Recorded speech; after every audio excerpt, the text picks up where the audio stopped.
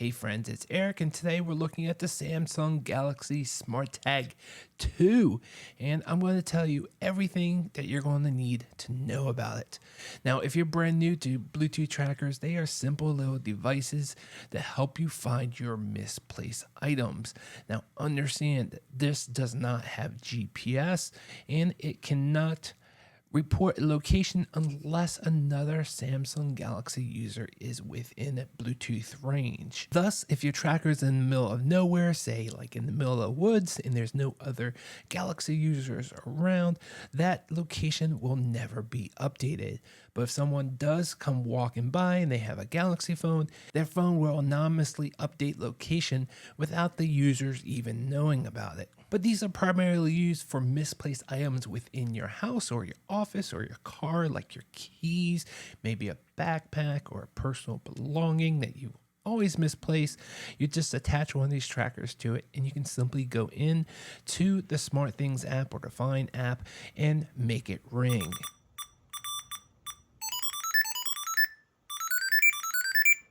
Now, this does require a Samsung Galaxy phone with Android 11 or greater. I actually have an old S8, and unfortunately, I wasn't willing to mess around trying to upgrade this, so I bought a brand new Samsung S23 Plus. And one other possible requirement that you might want is if you want the ultra-wideband precise finding feature, otherwise known as UWB. Now, I'll talk more about that in a moment, but if you did want that feature, you will need to make sure that your phone has ultra wide band. Some newer phones, unless you get the Plus versions, they don't have that chip or whatever is needed to have ultra wide band. Now, like I said, this uses SmartThings on your Galaxy phone. So one of the things that they've integrated was the smart home integration, and you have the option of setting up two different automations, one for pressing the button on the tracker and one for holding the button on the tracker. So if you wanted to, you can program the tag when you press it once to maybe turn on the lights. And you can also set up some other automation instead of controlling your smart home. Maybe you want to send a text message automatically to someone when you press the button. There's a couple other options that you should really check out if you're interested. Now, you might be asking me why they only have a single press and a hold. That is because the double press is reserved for ringing your phone. So that is going to be your reverse finding feature that's automatically built into this. So if you happen to misplace your phone, you can simply just double press on the tracker and it'll ring your phone, and you can find it in no time. Now, these are also water resistant with an IP rating of 67. So if you do happen to leave this outside, or if you drop your keys and your tracker outside and it gets wet, you'll be good to go.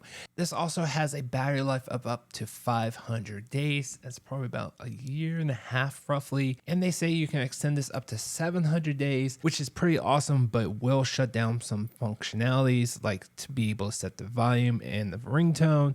The action button will be disabled, so you won't be able to ring it, and some of the features of searching nearby, using the camera, dictation, or distance, all that will be gone. So this is a great way to save battery life if you don't need the personal ringing feature and you just want the community finding feature of your misplaced item. But in my opinion, I think 500 days is great. I think anything more than a year, as long as you get notified to replace that battery, which does have a user replaceable battery, I think you'll be good to go.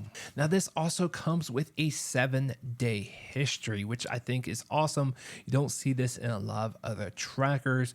So if you haven't been around it with your own Samsung Galaxy phone and it's been moving around, like I went on a trip down to Florida, turned off my Samsung Galaxy phone and just used my iPhone, and you can see how many times it got pinged. It's a really cool feature where you can go back and see what's going on.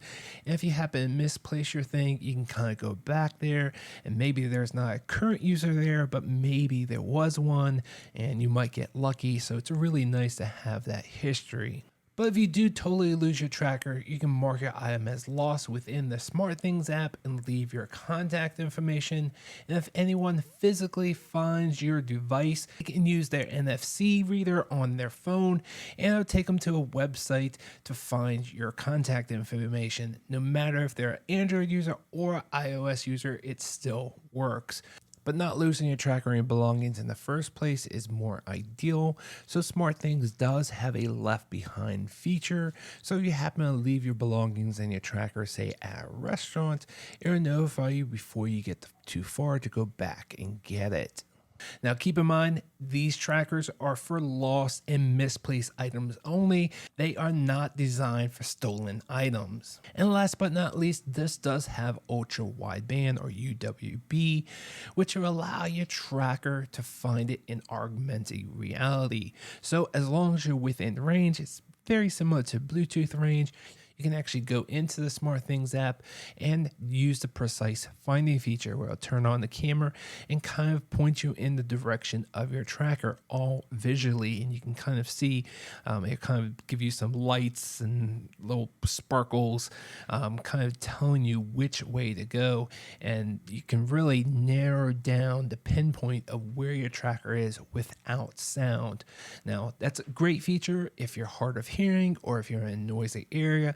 But I think the sound when you're ringing to find it, you can find it a lot faster than using the ultra wide band. So if your phone doesn't have ultra wide band, not a big deal in my opinion, unless you're hard of hearing or you lose your stuff in a very noisy area a lot.